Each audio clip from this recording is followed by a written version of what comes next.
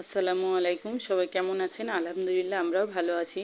তা আজকে সকাল থেকে বাইরের ওয়েদারটা এতই সুন্দর, এতই মনোমুগ্ধকর পরিবেশ হয়ে আছে যে মনে হচ্ছে বাইরে কোথায় যদি ঘুরতে যেতে পারতাম।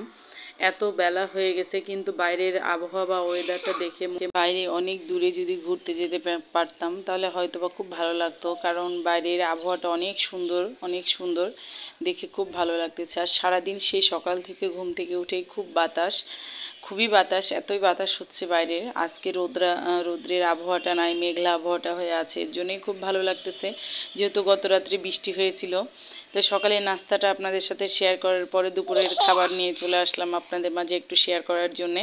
আজকে দুপুরে মসুরির ডাউল দিয়ে গরুর গোস্ত রান্না করব, আর সজনার ডাঁটা দিয়ে আলু রান্না করব। আলামিনের আব্বু ডাউল দিয়ে সজনার ডাঁটা রান্না করলে বেশি পছন্দ করে না, আলু দিয়ে ওকে ঝোল করে দিলে বেশি পছন্দ করে।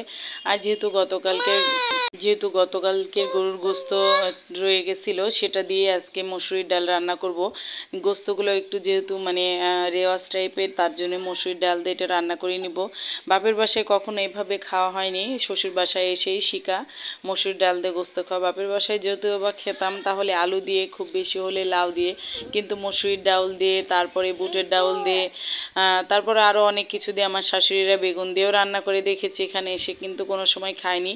আম্মা যদি বেগুন দিয়ে গরুর গোস্ত রান্না করতো আমাদের জন্য উঠিয়ে নিত ভুনা গোস্তটা, তারপরে বেগুন দিত। তো অনেক কিছু শ্বশুর বাসায় এসে শাশুড়ি মায়ের কাছ থেকে শিখেছি, যেগুলো বিয়ের আগে বাপের বাসায় কোনোটাই শেখা ছিল না বা পারতাম না করতে কোনোটাই। পড়ালেখা নিয়ে, প্রাইভেট কোচিং এগুলো নিয়ে ব্যস্ত থাকতাম, তো সব কিছুই শিখে গেছি মাশাআল্লাহ। এখন আল্লাহর রহমতে অনেক কিছুই পারি বা চেষ্টা করি আমার শাশুড়ি মায়ের মতো করার। জানি না কতটুকু হয়, তারপরেও চেষ্টা করি ওনার মতো করার। তো এই তো আমি আপনাদের সাথে কথা বলতে বলতে আমার রান্নাটা প্রায় কমপ্লিট হয়ে গেল।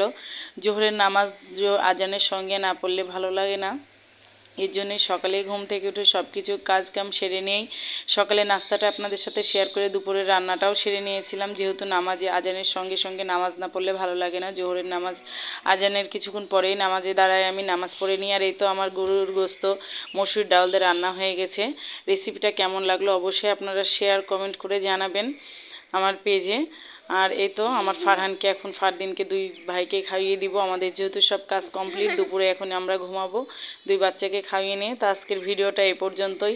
সবাই ভালো থাকবেন, সুস্থ থাকবেন, আমাদের জন্য দোয়া করবেন। আল্লাহ পাক যেন সবাইকে সুস্থতা দান করে, এই আশাতে বা এই কামনাতেই শেষ করছি। আসসালামু আলাইকুম, আল্লাহ হাফেজ, সবাই ভালো থাকবেন।